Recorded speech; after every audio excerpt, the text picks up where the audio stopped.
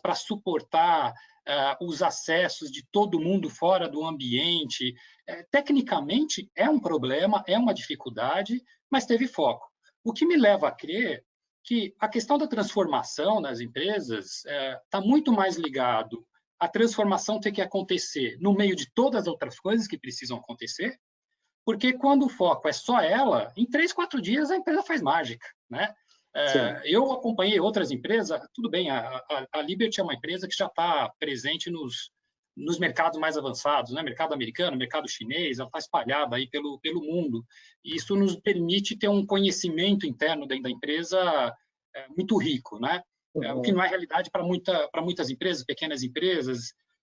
Mas eu vi pequenas empresas, médias empresas, escritórios de advocacia se transformando em 15 dias, porque o foco era a transformação. Quando isso acabar, e está perto de acabar, se Deus quiser, a realidade é outra, porque a transformação é um item de tantos outros. Eu tenho que ter um melhor relacionamento com o meu cliente, eu tenho que melhorar meus sistemas, eu tenho que cuidar dos meus parceiros, eu tenho que evoluir meus processos. Então, aí a transformação passa a ser um dos itens estratégicos, como o Puccini colocou, né? Ele é um dos itens estratégicos. A complexidade de um tema como esse, essas fases, eles vão reagir de forma diferente quando a gente voltar para a vida real, em que o meu foco é rodar a empresa como um todo, e não só se transformar rapidamente para poder continuar rodando, mesmo numa situação adversa. Mas eu acho que o principal aprendizado que a gente tem aqui, e eu acho isso espetacular, que a maioria dos líderes sentiram isso. Quando nós queremos e colocamos foco, é difícil, não é fácil, é complexo, é técnico, a gente faz. Faz e faz em pouco tempo, faz e reage muito rápido. Eu acho que isso dá um chá de ânimo para todo mundo que trabalha com inovação, com digital, com transformação, porque mostra que nós somos literalmente capazes de fazer isso em tempo recorde. Então, quando a gente voltar para a vida normal, que a gente tiver todos os outros temas para cuidar da empresa, a nossa reação, a reação do corpo diretivo com esses temas deve ser diferente. Não acho que a gente vai ter a mesma velocidade que a gente teve no momento de crise, até porque a empresa não vive só de transformação, né? Tem um cliente para atender, tem um parceiro para ajudar, mas a gente vai cada vez mais entender que definir um objetivo juntos e partir para cima dele faz com que a gente faça coisas muito rápidas e coisas mesmo sendo complexas. Eu acho que talvez essas 4 fases aqui, dependendo do tema, a gente pode fazer em um dia só. A Liberty ela criou um comitê de crise. Então, para vocês terem uma ideia, são 3 vezes por semana, todo o board, mais os executivos se reunindo para tratar cada tema. Dificuldade de cliente, dificuldade de parceiro, dificuldade no atendimento, e as decisões eram tomadas ali na hora. Então, esse momento, nessas fases aqui de reagir agora, dependendo do tema, a gente resolveu em menos de 30 minutos de conversa, dependendo do tema, levou um pouco mais. Mas eu acho que a gente passou por todas elas aí. Que bacana, fantástico. Fazer um breve comentário também, né? Por favor. Acho que é bem oportuno. A gente tem que realmente agradecer demais a equipe médica, os profissionais de saúde. Acho que eles realmente são os grandes super-heróis dessa crise que a gente está enfrentando, né? Porém, acho que num segundo degrau, a gente também tem os profissionais de tecnologia, porque o Silvio comentou bem, se nós não estivéssemos digitalmente avançados ou transformados, imaginem vocês se essa crise terrível tivesse acontecido há só 10 anos atrás. Que condições de infraestrutura, de tecnologia, de acessos, de idade nós teríamos se essa pandemia ocorresse só há 10 anos, que passa num piscar de olhos, né?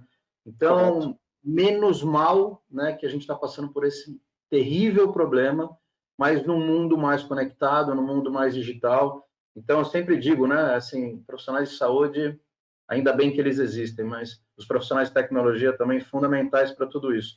E isso, finalizando, ajuda muito também para órgãos reguladores, né, que, olhando para o saúde, por exemplo, até um ano atrás a gente não tinha telemedicina aprovada pelo Conselho para que a gente usasse. Na Sul-América a gente fazia um médico na tela, mas como orientação, não como consulta. Mas isso habilitou que a gente tivesse mais preparado, e aí na mesma pegada da Liberty, de outras operadoras, em menos de uma semana a telemedicina estava disponível, tão logo o Ministério da Saúde, o CFM, aprovou a legislação. Então, tentando olhar para o momento terrível que a gente passa, mas para o copo um pouquinho meio cheio, tem algumas coisas que não vão por bem, mas vão por mal, né? Infelizmente, mas eles habilitam uma melhor experiência, uma melhor condição, um melhor atendimento para as pessoas continuarem sendo atendidas, mesmo sem se deslocar para os hospitais, que são os grandes riscos aí de contágio. Correto, perfeito. Eu gostaria de resumir aqui tanto a fala do Silvio quanto do Putin agora nos comentários. O propósito e o foco, né? Eu acho que quando a gente fala dessa pandemia, né, do Covid-19, bem ou mal, ela veio trazendo propósito e foco. Você não tem opção de fazer ou não fazer, ou postergar, ou passar por um comitê. Cara, a decisão tem que ser tomada agora. Nós precisamos nos reunir, precisamos ter foco e todo mundo colaborar frente ao propósito aquele que a gente está buscando, que nesse caso é a pandemia. Então, acho que realmente, né, isso fortalece mesmo essas conexões que a gente tem entre as pessoas, com foco para fazer as coisas acontecerem. Muito bem dito pelo Putin também, né? Caso isso tivesse acontecido há 10 anos atrás, a gente, obviamente, não teria essa maturidade em tecnologia, né? E os grandes aceleradores que a gente tem como nuvem, por exemplo, para que as pessoas pudessem trabalhar de casa, para que VPN funcionasse. Reitero aqui, obviamente, né, o meu muito obrigado a todo profissional de saúde e a todo profissional de tecnologia da informação também, né? Tanto de telecom, enfim. Eu acho que dá uma a gente... hashtag aí também, viu? Porque o pessoal de TI provavelmente também não dormiram tanto quanto os profissionais de saúde, né? Eu acho que realmente... Bom, a Activity, né, ela tem uma operação crítica aí no mercado e a gente consegue entender que o pessoal foi muito bem demandado, né? A demanda realmente foi alta. A gente tem também uma modernização em cima de sistemas de energia, e são os serviços essenciais, né? E realmente a demanda foi muito alta, né? O cuidado que a gente tem que ter com esses profissionais também aumentou de uma forma muito grande. Mas bacana. Acho que até a questão do home office ou home working, né? Eu acho que um paradigma caiu, ou algumas dúvidas sobre produtividade de trabalhar fora do escritório também. Então, tentando olhar para o copo meio cheio num momento tão ruim, acho que essas coisas, de fato, vão ajudar, serão variáveis para definir o novo normal. Então, na Sul América, né, a gente tem mais de 5 mil pessoas penduradas numa VPN, produzindo. A gente não tem problema de produtividade, de entrega do serviço que a gente se compromete. Então, assim, é um paradigma que ficou para trás, né? Quem duvidava que o trabalho remoto ele gerava engajamento, produtividade, colaboração, entrega, eu acho que também esse momento que a gente ajudou a olhar como oportunidade e uma aceleração disso. Exatamente, sem dúvida.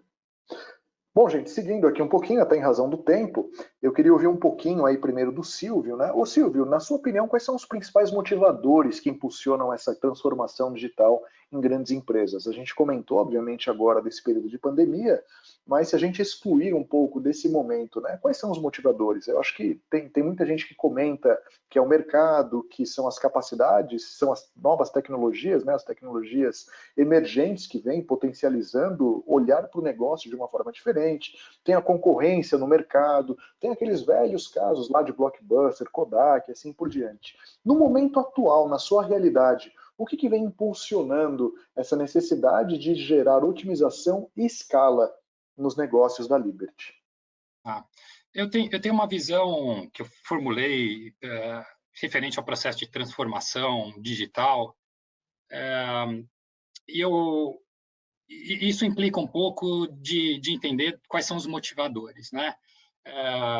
E vale a pena dizer que, na minha concepção, daquilo que eu aprendi até agora, a transformação digital são aquelas empresas, principalmente ali que vem dos anos 80, dos anos 70, empresas centenárias como Sul América, como Liberty, de que foram criadas e estruturadas sobre uma base de tecnologia muito diferente do que está disponível hoje. Quem conhece a estrutura dos bancos, que estão ali em cima dos sistemas COBOL, a telinha das empresas de telecom com aquela telinha verde e tal. Desculpa, minha filha entrou aqui. Essa é a humanização do home office. É isso aí. A família entrando nas grandes corporações, ótimo. Então, em cima dessas estruturas ali antigas, não cabe mais o que o mercado está proporcionando, né? o que o mercado está fazendo no final das contas que me obriga a alterar esse parque que teve sucesso até agora, né? Não parece que as pessoas tomaram a decisão errada no passado. Não, são estruturas que suportam essas grandes empresas até hoje. Mas o mercado mudou. Para mim, o principal motivo de mudança parte no cliente, que o cliente se digitalizou, né? As referências digitais de quem utiliza hoje os aplicativos do celular, os serviços de streaming, os e-commerce, mudou muito, né? A expectativa do cliente quanto a tempo de resposta, aonde encontrar o serviço, mudou muito. Então, esse, para mim, é um grande motivador e que eu acho que ele, por si só, já justificaria qualquer investimento. O cliente mudou a visão dele sobre o que é um serviço disponível 24/7. Né? Essa é uma primeira parte. A outra parte é que o mundo está mudando nas próprias relações com as empresas. Né? Essa questão de a minha empresa fazer uma parceria com um banco e a gente levar 6 meses para fazer uma integração entre os sistemas, para poder... Isso acabou. Né? 6 meses o mundo já mudou, né? Como a gente tem visto agora. Então, o mundo está muito mais fragmentado.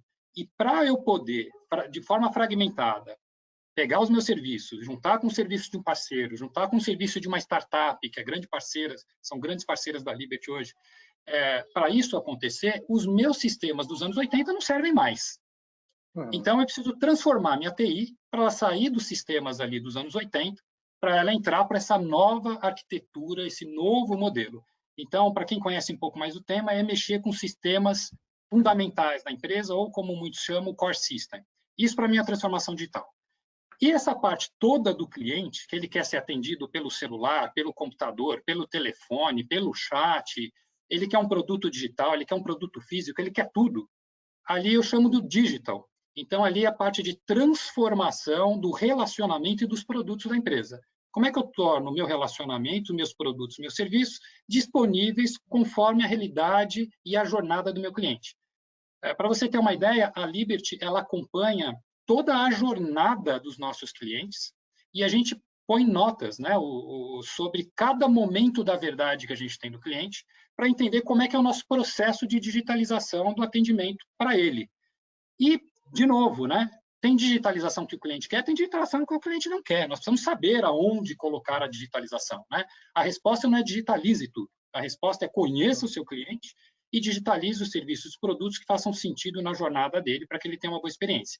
Agora, dentro da nossa área de TI, BI, arquitetura, infraestrutura, ali nós temos que fazer uma transformação dos sistemas principais da empresa para que eles possam suportar, inclusive, esses sistemas mais modernos que nós estamos criando para os nossos clientes. Né? Quem conhece de arquitetura, que está aqui participando com a gente, sabe, um aplicativo não será rápido, não será apertar um botão e você já vê o que você quer ver, se o sistema principal da empresa é antigo e funciona de uma forma como um bloco. Né? Então, eu preciso transformar essa área de TI para que eu entregue essa experiência de produto e serviço lá na ponta. O que motiva, então?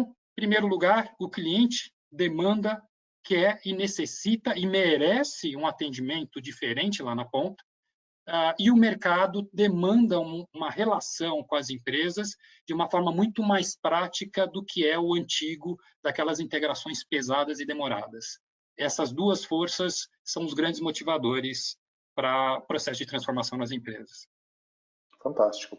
Antes de passar a bola aqui para o Puccini, eu queria dar um exemplo, né, uma analogia que a gente sempre faz, que é aquele caminhão de mudança, né, aquele caminhão, se vocês lembram, né, vou até comentar a marca, aquele caminhão da Graneiro. Então, aquele caminhão grandão e etc, que, cara, você tem que colocar tudo de uma vez para fazer a mudança. Eu acho que um grande diferencial, né, principalmente da agilidade que a gente vem vivendo hoje, é que esse tipo de estrutura não funciona muito mais, né, quando a gente faz analogia para os departamentos de tecnologia da informação.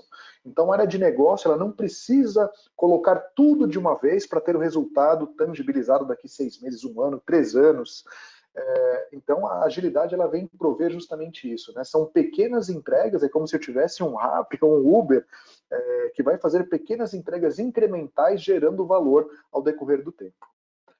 Puccini, por favor, na sua opinião, os principais motivadores que impulsionam essa transformação em grandes empresas? Bom, a gente parte do princípio que o mundo mudou, ponto. Né? que a transformação digital não é algo que vai acontecer, que vem acontecendo, o que ela vai é escalar. Então, partindo dessas duas realidades, as pessoas mudaram as exigências, o poder das pessoas, e seja quais pessoas façam parte do ecossistema, né? Um cliente, um parceiro, um prestador de serviço, um fornecedor, enfim, todos que participam da jornada, eles têm uma realidade completamente diferente. A transformação digital, voltando ao que eu falei no início, não é opcional. Ou você se transforma na medida que cada empresa entende o significado da transformação digital, você está fora. Então, o cliente com as exigências e com as experiências, ele é mais conectado, ele tem muita voz. Voz não para os amigos, voz numa rede social. Um cliente fala mal do seu serviço numa rede social, ele atende milhares ou milhões de pessoas. Então, a abertura que se tem para a necessidade, expectativa e exigências dos clientes fazem com que as grandes empresas tenham que se transformar. Transformar, inclusive, olhando não só para quem eram os seus concorrentes em momentos passados, mas olhar para quais são os concorrentes que o cliente vê assim. Então, o cliente que tem uma boa experiência no Spotify, de personalização, de música exatamente que ele quer ouvir, de recomendação, a experiência que ele tem de chamar um carro de transporte, a experiência que ele tem de usar os aplicativos digitais, as redes sociais, esses são os concorrentes de experiência.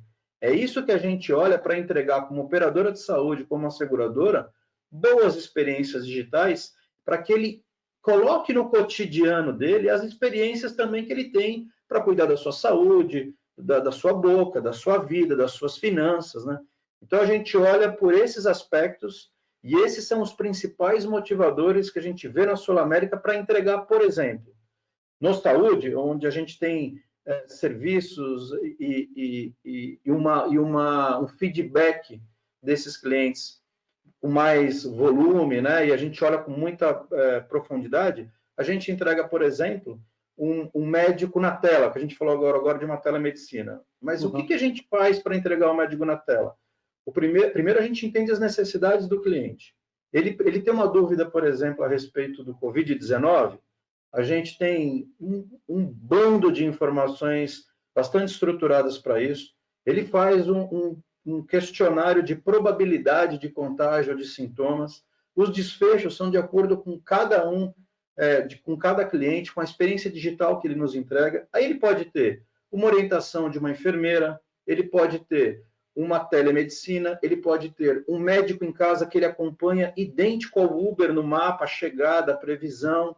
Ele pode ter uma orientação e uma disponibilidade de um leito em um hospital, dependendo da gravidade. Ou seja, olhando para o que eu falei de impulsionadores, a gente está olhando grandes experiências, olhando grandes referências, não de congêneres, não de seguradoras concorrentes apenas. A gente olha para as nossas criatividades, a nossa capacidade de inovar e transformar, e a gente olha para o cotidiano das pessoas, as ótimas experiências que eles têm, independentemente de qual segmento.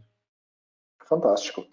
Antes da gente passar aqui para a próxima pergunta, inclusive eu vou pedir, só para a gente correr um pouquinho até em razão do tempo, talvez a gente não consiga atacar essas perguntas aqui dos nossos convidados, né, dos espectadores, mas a gente deve percorrer aqui mais 4 perguntinhas. Eu só queria acrescentar mais um ponto aqui, acho que eu até comentei com o Silvio num passado, talvez um pouco longínquo, Silvio, não sei se você lembra, mas uma das grandes expectativas, né, do consumidor norte-americano era que as marcas recomendassem, né, as marcas, por meio de aplicativos, experiências digitais, recomendassem ou entendessem qual que era o desejo que esses consumidores tinham, né? E muitas vezes um desejo que eles mesmos não sabiam. Então, como o Puccini comentou aqui do Spotify, que faz uma recomendação a partir dos seus gostos, eu acho que essa é o próximo desafio que a gente tem, né? Antecipar quais são as necessidades e expectativas dos nossos clientes para que a gente realmente consiga surpreender e entregar essas experiências fim a fim. Bom, vamos falar rapidinho aqui, ó. Quais as melhores estratégias? E eu acho que esse é um ponto mais fundamental aqui desse nosso encontro. Quais são as melhores estratégias para engajamento da alta liderança em programas abrangentes na transformação?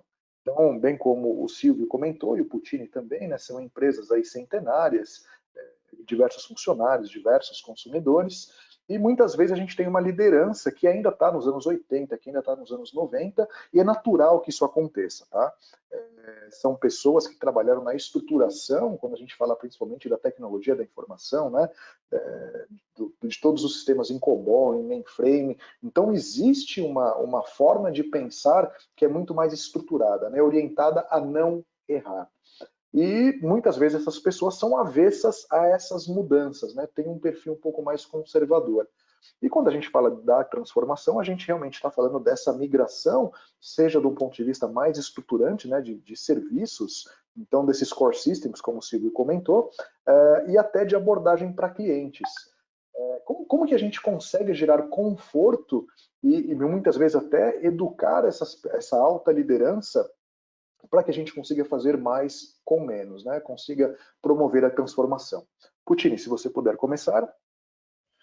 Bom, no nosso caso, a gente tem hoje o privilégio de ter um comitê executivo, né, formado pelo presidente, os vice-presidentes, e um board, né, de conselheiros com bastante com bastante heterogeneidade, né, com bastante pessoas antenadas aos assuntos. Então, isso ajuda muito a entender opiniões, críticas e discussões muito agregadoras, né? Mas para isso acontecer e se formatar dessa forma, isso veio se formatando ao longo desse período, a forma que a gente vem falando, principalmente os últimos 5, 6 anos. Mas a realidade de um mercado em transformação, né? Aí puxando de novo meu último comentário, à luz do que o cotidiano das pessoas mudaram, as exigências mudaram, nossa camada estratégica entendeu que tinha necessidade de inserir na estratégia o item inovação, o item digital, o item transformação digital. Eu acho que no nosso caso, o que deu muito certo foi toda a provocação inicial, todo o incentivo, as referências que a gente foi construindo na prática, usando boas práticas das melhores metodologias digitais. Só para citar rapidamente um exemplo bem simples aqui, o que, tradicionalmente, uma área demanda e uma área demandada, deixou de existir. A gente tem uma coletividade, um discovery e um processo de design e priorização baseado em engenharia de valor. Não é mais o crachá ou uma área. E isso vai fazendo as barreiras serem quebradas. E à medida que os resultados vão sendo apresentados com outro pacote de investimento, com outro tempo de entrega, com outro valor percebido, eu acho que isso vai gerando uma motivação maior, isso passa a ser item na pauta das discussões executivas, e isso, no nosso caso, passou a ser um item na estratégia da companhia. Uma vez inserido na estratégia da companhia, aí nós começamos um processo de espalhar isso na companhia, não mais numa área específica. E esse é o movimento que a gente está hoje de transformação digital da empresa inteira, e não da área A ou da área B. Fantástico. Silvio? Eu já tinha comentado um pouco ali no começo, né, sobre a importância de você mapear a situação atual, fazer auditoria de crenças. Talvez aqui, para complementar o que o Puccini colocou, que eu concordo bastante, são duas situações diferentes, eu já passei por elas, então, se você está dentro de uma empresa onde esse tema não é consenso, né, onde você não tem um corpo diretivo engajado, seja em um projeto pequeno ou um projeto grande, não importa, mas você tem pelo menos uma iniciativa em que há o suporte do seu comitê executivo, talvez, e mesmo assim você quer fazer o processo de transformação, o mais fácil é você começar pelos produtos. Né? Então, porque isso você consegue fazer numa área só. Você não demanda de toda a estrutura da empresa. Então, você consegue experimentar ali um squad, você consegue experimentar uma entrega contínua, você consegue medir o resultado lá no cliente e mostrar que isso dá resultado. Isso pode ser feito para vender, como existem aí as salas de performance que você encontra no mercado, que funcionam muito bem, né? Um time engajado ali para venda, um time engajado para atendimento, ou para desenvolvimento de um produto mais digital para o cliente. É um bom caminho, porque em pouco tempo você mostra os frutos e resultados e você entra nesse processo de engajamento dos outros diretores de que aquilo, sim, funciona, não é perfeito, não é um caminho marcado, determinado, quer dizer, ele não é muito não tem uma forma muito clara, mas que no final do dia aquilo funciona e entrega valor, né? Então, isso é um jeito de começar em ambiente mais hostil, onde você não tem onde você não tem ali todo o corpo diretivo voltado para isso. Se você está num lugar em que existe um combinado, existe ali pelo menos o entendimento de que a empresa precisa fazer algo a respeito disso, aí a questão é como você calendariza isso. O que eu faço primeiro, o que eu faço depois? O que é experimento, o que é implantação, né? A gente tem ali dentro só para citar um jeito de fazer isso, né? A gente tem dentro da Liberty um modelo que a gente experimenta algumas coisas, se aquilo dá certo, a gente entra numa outra fase e assim a gente vai fazendo, né? Então a gente tem o structure, né? A gente tem o sketch primeiro, né? Que é o desenho, e isso é uma experimentação micro, né? Então a gente fala, olha, primeiro eu faço o sketch, deu certo, eu passo aquilo lá para o structure. Quer dizer, aquilo que foi um teste bem simples, com pouco dinheiro, ele precisa ganhar um pouco mais de corpo agora. Precisa ter tecnologia, precisa estar integrado, né? E depois eu vou para o scale. Então, eu vou pegar aquilo e transformar aquilo, aí sim, de um produto para todo mundo, e para aquilo ser desenvolvido, né, dali para frente. Então, a gente procura seguir alguns caminhos para facilitar, porque o que eu mais vi na minha passagem profissional, você já deve ter visto também, em consultoria muito dinheiro sendo jogado fora. Muito dinheiro sendo jogado fora. Não há estratégia de engajamento que suporte essa coisa do vamos errar rápido é uma coisa com R$ 1.000.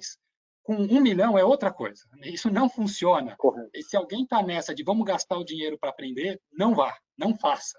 A minha recomendação é não faça. Quando eu falo o sketch são coisas que você faz realmente com pouquíssimo dinheiro. Se você é uma pequena empresa que está escutando, é um papel, né? Você faz um protótipo no papel e vai para a rua validar. Funciona para você? Não funciona. Então, uma forma de engajar é justamente isso, mostrar que nesses pequenos projetos com pouco dinheiro, a resposta já foi positiva. E não tem como, gente, não tem como pessoas como nós aqui, que você não mostre um pequeno experimento com pouquíssimo dinheiro que foi feito, que aquilo não deu um resultado. Nós fizemos um projeto na Liberty no começo do ano, chamado Projeto Revela. A gente sabia que a empresa tinha feito muitos projetos de inovação, mas às vezes é um projeto tão pequenininho de experimentação dentro da área que a empresa como um todo não conheceu. Então a ideia era revele a sua inovação. A gente chegou a ver inovações em que a área gastou R$ 700 para fazer um experimento, que o nível de satisfação do cliente foi lá no alto. Então, é esse nível de errar rápido que a gente precisa, né? Com R$ 700, aquilo funcionou, deu, poxa, vamos estruturar isso agora para experimentar de um jeito maior, vamos pôr um pouco mais de dinheiro nisso, né? Rentabilidade aqui de investidor, né? Vamos pôr um pouco mais de dinheiro, vamos ver o que isso entrega. Pôs mais dinheiro, investiu num software, investiu num hardware, deu certo aquilo, agora vamos espalhar isso para todos os nossos clientes, porque aquilo funciona. Então, eu acho que se você está num ambiente propício, não jogue fora essa chance, porque gastar dinheiro, errar e não entregar nada também não funciona. A gente tem que ter a contabilidade dessas coisas. Inovação digital só funciona se ajudar a empresa a melhorar o seu resultado, satisfação do cliente. Se não entrega isso, não adianta ser bacana. Cansei de ver empresa bacana fazendo projeto bacana que não entrega nada. Então, a mentalidade aqui tem que ser bem espartana mesmo. Com pouco dinheiro a gente experimenta, aquilo dando certo a gente escala. Assim você vai engajar se você tem um ambiente propício. Se você não tem, você precisa criar um projeto com uma entrega muito importante, muito significativa para a empresa entender que aquele caminho funciona. São estratégias bem diferentes e, de novo, você tem que saber exatamente aonde você está.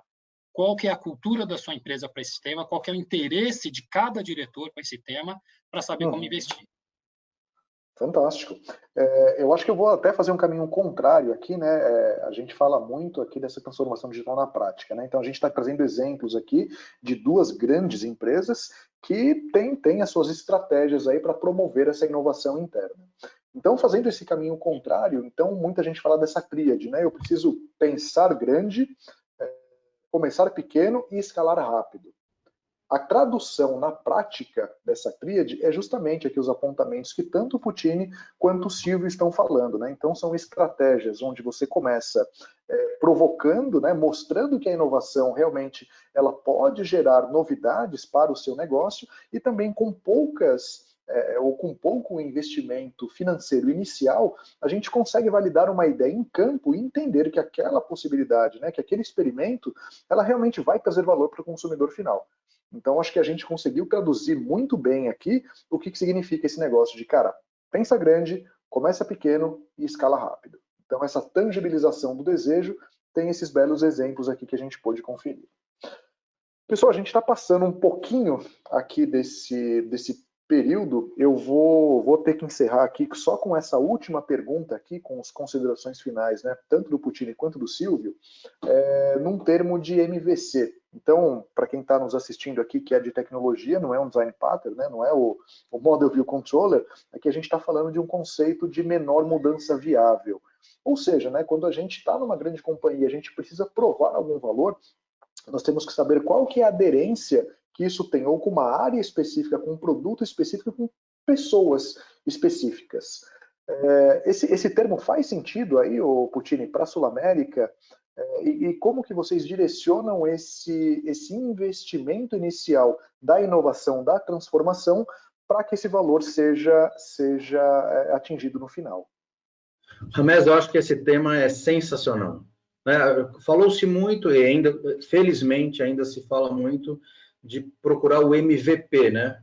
Produto mínimo viável. E isso eu acho que é um elemento de transformação gigantesco, porque o mindset muda, né? Fazendo só uma metáfora, alguém precisa de um Natal incrível, com a árvore mais linda, com todos os elementos da árvore, e gastando muito dinheiro, e alguém precisa de uma árvore pequenininha na mesa, para ter uma boa ceia e ser feliz e passar o Natal também. Então, são exemplos completamente opostos, né? Então, o MVP, ele trouxe muita praticidade para a mudança de mindset, que é o que eu sempre falo da cultura. O MVC, para nós, ele chega com uma provocação complementar, porque a gente está falando agora de mudar os processos, né? Ter mudanças que elas não são de uma vez, mas elas são provocativas, validadas e, se ok, escaladas. Então, como é que a gente estruturou o termo MVC e como é que a gente pratica no nosso dia a dia, na nossa estratégia de transformação digital? Na nossa estratégia, a gente tem 4 pilares que eles sustentam a transformação digital. O pilar da inovação, e aqui não tem ordem, tá? O pilar da inovação, o pilar da cultura, o pilar do Advanced Analytics, nossa capacidade de transformar dados em informações para tomada de decisão, e o pilar da digitalização de jornadas. Em especial na digitalização de jornadas, o MVC é fantástico, porque a gente tem como compromisso, desafio e propósito transformar todas as jornadas que tocam um stakeholder, seja um funcionário, ou seja, todos os stakeholders do ecossistema de seguros e saúde. Então, o MVC, ele tem um fit fantástico, porque ninguém é capaz de transformar uma das dezenas de jornadas de uma única vez, numa única estimativa, numa única entrega. O que a gente faz é, etapa a etapa, planeja com os métodos e metodologias, como design, por exemplo, fazendo o processo de descoberta, priorização, estabelecendo qual que vai ser a pequena mudança e que benefício ela vai trazer. Uma vez vencido aquela etapa, a gente vai para a próxima. Vencida a próxima, a gente vai para outra. E eu acho que outro fator muito interessante desse assunto é nem tudo que a gente descobriu vai ser uma verdade absoluta durante todo o processo da digitalização da jornada end-to-end. Ela é pivotada, ela é ajustada, ela é validada e, potencialmente, ela é ajustada ou revista porque a transformação acontece muito rapidamente. Né? Se a gente tem um plano de digitalizar, por exemplo, em 2 anos, né, etapa a etapa, olhando o MVC, não necessariamente a última etapa prevista para 2 anos vai ser aquela que a gente fez a descoberta 24 meses anteriores, né? Então, a gente pratica, executa e provoca o MVC, principalmente em todo o processo de transformação e digitalização das nossas jornadas com todos os stakeholders da empresa. Fantástico. Silvio, sua opinião sobre essa abordagem? Bom, me permitem discordar um pouco. Por favor, ótimo. Eu acho que o que a gente tem visto a gente tem uma conversa na Liberty que é muito interessante, que a gente fala o seguinte: a gente está vivendo isso, né? A Patrícia, minha chefe ali, ela geralmente, quando a gente está falando de uma mudança, de um processo, fala assim: nós fizemos uma transformação, fizemos uma mudança. Legal. A gente está vivendo isso ou mudou no papel? Né? Eu acho que a contabilidade aqui é o que talvez esteja faltando em muitas das empresas que eu já passei, seja como consultoria, seja como for. Falta coragem. Se tem uma coisa que está faltando no mercado hoje para os processos de transformação e inovação, é coragem. Faça, realize aquilo e viva aquilo. Então, ficar procurando o mínimo para ser posto, para ser colocado à prova, eu acho que isso vale para o sketch, para provar a realidade. Mas, na prática, vamos tomar aquelas grandes decisões, vamos ter coragem, vamos tomar a decisão que dá frio na barriga? É difícil, né? É difícil, mas eu sinto falta de empresas no mercado. Hoje eu estou no lugar que a gente fala muito disso, né? A gente acabou de fazer o planejamento estratégico até 2023 agora, e a gente falou, isso que a gente planejou até 2023, deu frio na barriga? Se deu, está no ponto. Se não deu, volta para trás, né? Então, falta essa coragem. Tem que dar frio na barriga e a gente tem que enfrentar. O problema tem o tamanho que ele tem. Ficar fatiando ele para ver se ele fica menorzinho, menos assustador, é um caminho. Mas eu acho que alguns temas, como esses da digitalização, da transformação, a gente tem que entrar com total consciência do que a gente está mexendo. Para não virar aquilo do, poxa, quando era pequenininho, né, filhotinho, né? Quando é filhotinho, minutinho. Quando cresce, ninguém quer, né? É aquele bicho grande, assustador, que come muito. Sim. Não, aqui você tem que entender que ele vai ser desse tamanho, ele é grande, ele é problemático, ele é difícil, mas é ele que nós queremos. É isso que nós precisamos para o mercado, é isso que o cliente precisa, é isso que a gente precisa para a evolução da sociedade, no final das contas, né? A gente precisa evoluir digitalmente, né? O Putin falou uma coisa bem real, né? Essa pandemia, 10 anos atrás, nem streaming a gente tinha, né? Nem para você assistir sua série aí na casa por R$19,90 você não ia ter, né? Nem o e-commerce, né? Então, a gente precisa avançar com isso e a gente precisa de coragem. A gente precisa de diretores corajosos, a gente precisa de executores corajosos, analistas corajosos. E uma das coisas que a gente tem feito muito esse ano dentro da Liberty, que é empoderar as pessoas. Se você está empoderado para fazer, chega de comitê, chega de reunião, chega de e-mail de validação. Vai para a rua e faz, né? Para a gente ganhar agilidade nas coisas. Para mim, o mínimo aqui é as pessoas estarem concordadas com o que nós queremos, que nós vamos fazer. As coisas vão mudar durante o processo. Nada que você determina ali de digital vai terminar do jeito que você desenhou, né? Graças a Deus, porque a gente evolui, a gente aprende nesse processo. Então, tenha coragem, escolha o que vai fazer e vai para cima dele, sem medo e sem qualquer preocupação de executar exatamente aquele desenho. A gente vai aprendendo ao longo do caminho, esteja aberto para essas alterações. Eu já vi pessoas durante o projeto falando assim, poxa, mas isso está um pouco fora do escopo. E daí? Né? É vida que segue, é o cliente que está demandando, o experimento mostrou que isso não funciona. Tire o amor pela solução e vamos, né, buscar o problema e resolver o problema. Então, para mim, não tem um mínimo viável de transformação. Tem aquilo que nós concordamos. Se aquilo é pequeno, é o que nós concordamos. Se aquilo é grande, é o que concordamos. E vamos realizar. Coragem. O momento, mais do que nunca, demanda coragem das empresas, coragem dos profissionais. Muito bem. Bom, eu vou encerrar aqui esse período aqui de perguntas, até porque a gente já passou bastante do horário. Eu queria só encerrar, Silvio, pegando aqui essa última consideração sua, de uma outra máxima que eu gosto muito, tá? Aquela, vai sem medo. E se der medo, vai com medo mesmo. Eu acho que isso traduz muito bem essa coragem. É bem por aí. É bem por aí. Bom, as pessoas que estão nos assistindo aqui, desculpem pelo avanço que a gente teve, a gente não vai conseguir comentar aqui outras perguntas. Eu agradeço aqui a participação tanto do Alexandre Puccini quanto do Silvio. Tem aqui o perfil no LinkedIn de ambos, tem o meu também. Semana que vem a gente deve ter outro episódio. Conto com vocês, mais uma vez agradeço aqui a participação de todos, principalmente dos nossos convidados. E, gente, continuem seguindo, a gente está aqui para falar sobre a inovação, sobre a transformação de verdade, sem segredo, sem rodeio, e quais são esses aprendizados que a gente tem na prática. Mais uma vez, Puccini, muito obrigado. Silvio, muito obrigado. Por favor, considerações finais. E a gente já está encerrando por aqui. Eu que agradeço o convite da Tivit. Para mim é sempre um prazer participar aqui com o Silvio da Liberty também.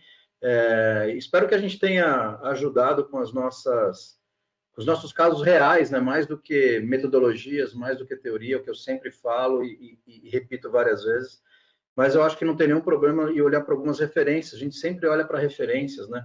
O que deu certo e principalmente o que deu errado. Então, eu espero ter, nesse período aqui de um pouquinho mais de uma hora, ter contribuído. Para mim é sempre um prazer contribuir. E fico à disposição para qualquer contato que queiram, sempre disponível. Muito obrigado. Muito obrigado, Puccini. Silvio? Muito obrigado pela participação. Vocês veem que eu me inflamo, eu adoro esse tema. Eu poderia discutir aqui 5 horas dele. Sem problema algum. Meu respeito e admiração à Sul América. Acho que a Sul América, o Puccini, todo o time de tecnologia e inovação, eu pelo menos considero, né, Liberty, Sul América, algumas outras empresas desse ramo, empresas que estão se esforçando muito para fazer diferente, para levar algo de inovador, seja para os nossos parceiros, os corretores, seja para os clientes lá na ponta, que é a nossa razão de existir. Agradeço demais aí o seu convite, o convite da Tivit. Sempre que tiver um tema como esse, eu estou aqui para contar o que experimentei, o que aprendi durante esse processo, e deixar aí o convite de quem quiser saber um pouco mais, quiser me cutucar no LinkedIn, fica à vontade, pode mandar mensagem, eu respondo, e vamos manter um canal aí de comunicação sobre... A gente, como grupo, com certeza, tem muito mais do que individual, né? Então, cada troca, cada conversa, cada bate-papo, a gente aprende muito. Então, obrigado, Puccini, aí pelo bate-papo. Obrigado, Ramés, quem está nos assistindo aí. Obrigado pelo seu tempo nessa sexta-feira e bom final de semana a todos. Legal. Só para encerrar aqui, gente, eu acho que vale a pena a gente dar os parabéns aqui para o Silvio. Ele está de licença paternidade e mesmo assim conseguiu um tempinho aí dentro desse tumulto que eu imagino que deve estar dentro de casa, acompanhar a gente aqui e trocar as experiências. Silvio, muito obrigado. Felicidades aí com o rebento, cara. É isso aí. Obrigado. Parabéns. A gente já tem a Manuela, de 4 anos, nossa querida, e agora chegou o Murilo também para nos alegrar, no meio dessas dúvidas, pandemia, tudo, mas graças a Deus, todos bem, todos com saúde e a vida que segue. Fantástico. Legal. Gente, muito obrigado. Fiquem aí de olho, a gente vai ter outros episódios. Mais uma vez, obrigado aqui aos convidados, obrigado a Tivit, obrigado ao pessoal de marketing também que está apoiando a gente aqui no back-office. E seguimos assim. Espero que tenham gostado. Até a próxima. Obrigado. Tchau, tchau. Tchau, gente. Tchau a todos.